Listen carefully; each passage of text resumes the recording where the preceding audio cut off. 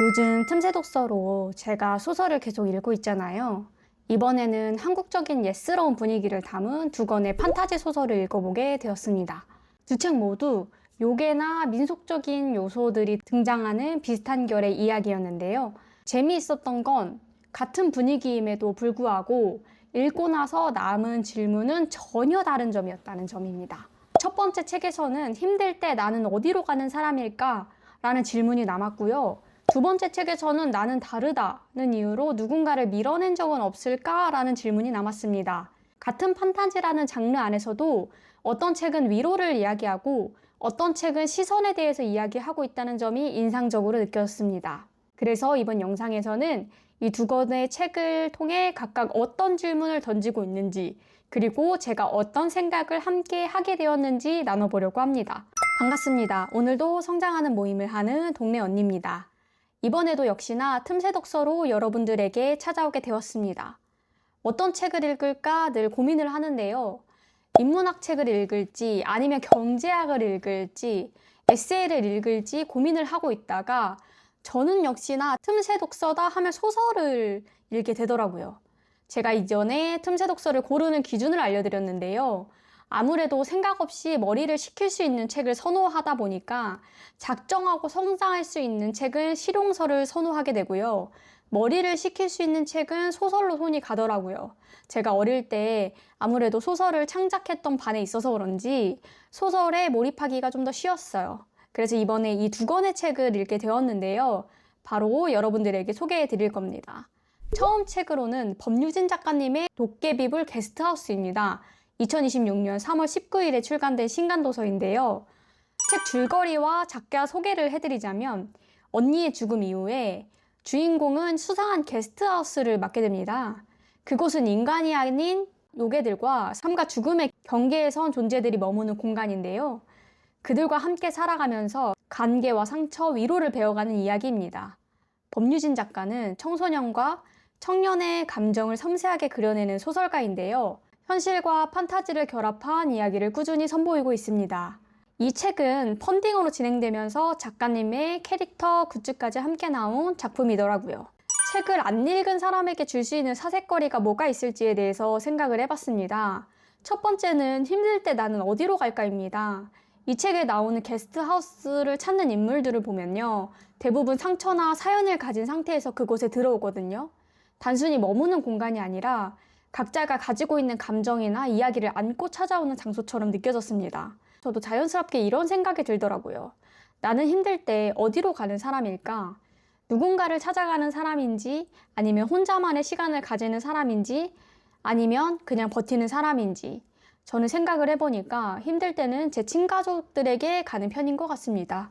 가족들한테 가면 굳이 제가 힘들다고 말을 하지 않아도 그 안에 있는 것만으로 보호받는 느낌이 들더라고요.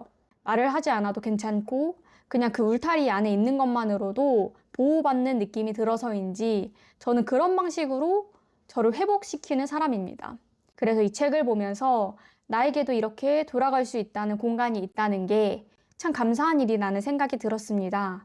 두 번째는 나는 상상하면서 채워가는 걸 좋아하는 사람일까입니다.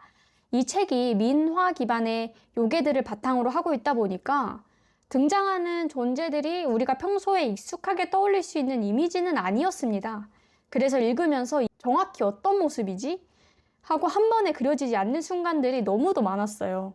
게다가 제가 전자책으로 읽어서인지 몰라도 이 책은 사파와 이미지가 따로 있는 게 아니라 전부 글로만 전달되다 보니까 자연스럽게 독자가 상상으로 채워야 하는 부분들이 많더라고요.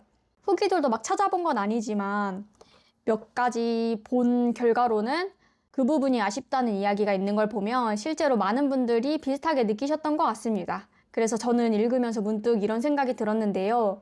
나는 이렇게 눈에 보이지 않는 걸 상상하면서 읽는 걸 좋아하는 사람일까? 아니면 어느 정도는 눈으로 보이는 이미지가 있어야 더 편하게 느끼는 사람일까? 인 거죠. 왜냐하면 사람마다 상상을 하는 걸 좋아하는 사람이 있고 팩트 기반으로 상상을 별로 안 좋아하는 사람들이 있잖아요. 그 이유로 소설을 좋아하는 사람과 선호하지 않는 사람들이 있다 보니까 이 부분에 대해서도 생각을 해볼 법하죠. 어찌됐든 이 책은 단순히 이야기를 따라가는 걸 넘어서 내가 어떤 방식으로 받아들이는 사람인지까지 생각해보게 만드는 책이었다고 봅니다.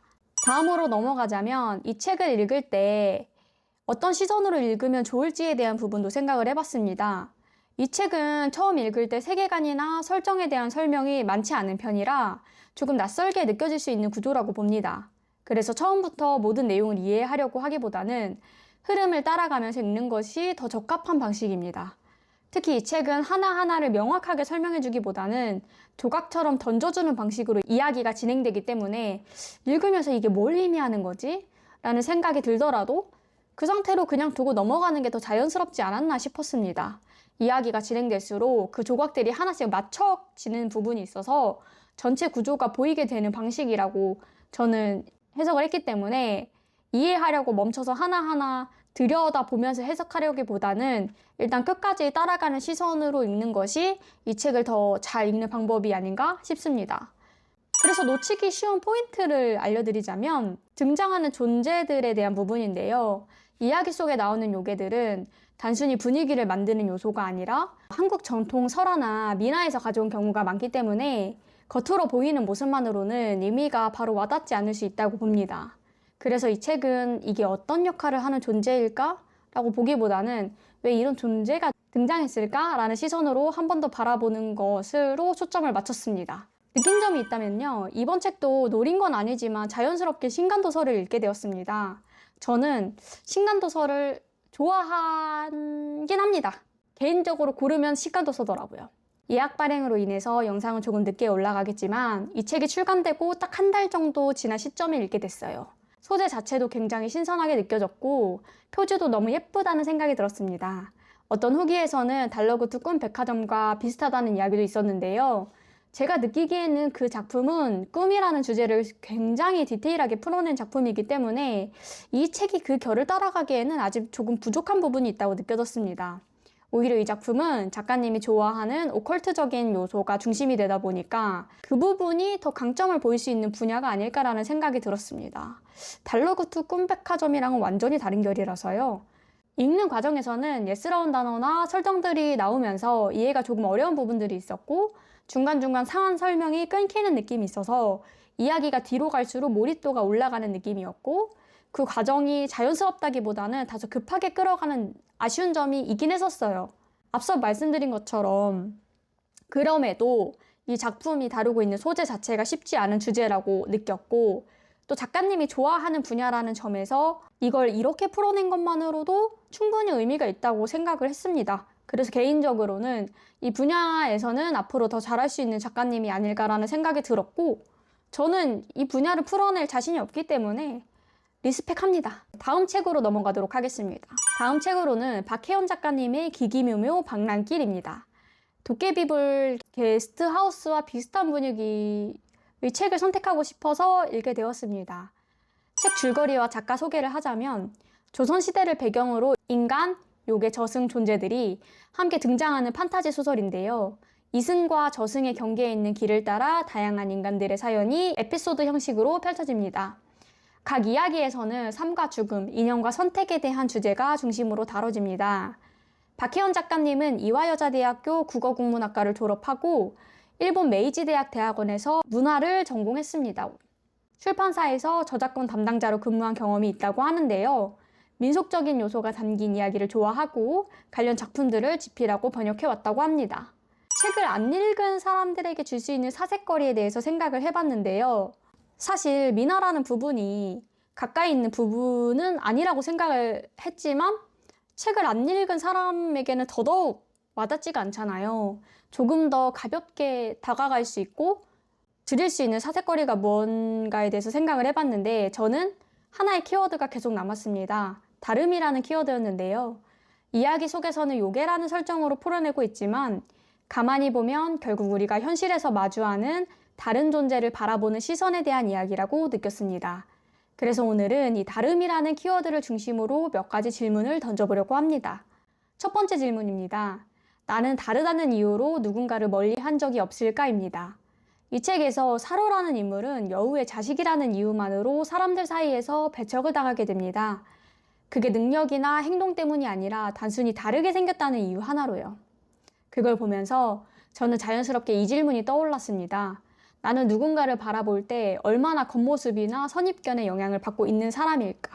그리고 두 번째 질문인데요. 나는 이해할 수 없는 존재를 어디까지 받아들일 수 있는 사람일까입니다. 사로는 인간도 아니고 완전한 요괴도 아닙니다. 어디에도 속하지 못하는 애매한 존재로 그려지는데요. 그래서 더더욱 사람들 사이에 받아들여지지 못하는 부분들이 있어요. 물론 받아들여주는 사람도 있고요.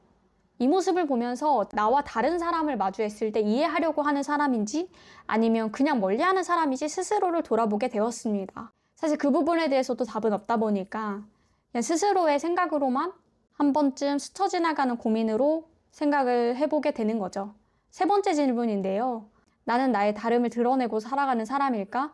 아니면 감추고 살아가는 사람일까?입니다. 서로는 자신의 존재 자체가 위협이 되는 상황 속에서 살아가기 때문에 자연스럽게 자신을 숨기거나 조심할 수밖에 없습니다.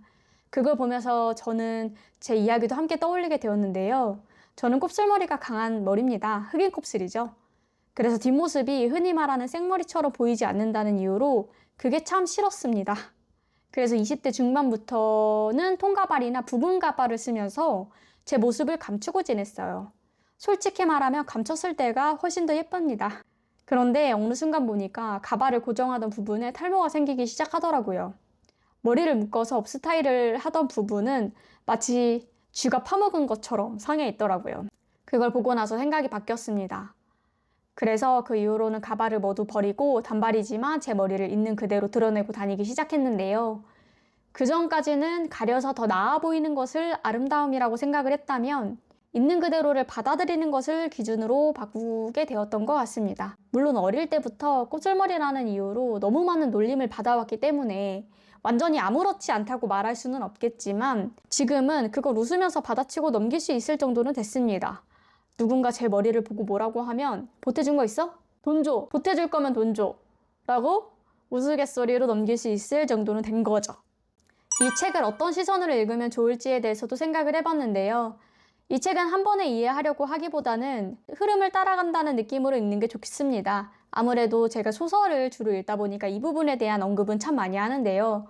이야기가 하나의 큰 사건으로 이어지기보다는 여러 에피소드들이 이어지는 구조인데 앞뒤를 완벽하게 연결하기보다는 그 순간의 이야기들을 따라가면서 읽는 게 자연스럽게 느껴질 수 있죠.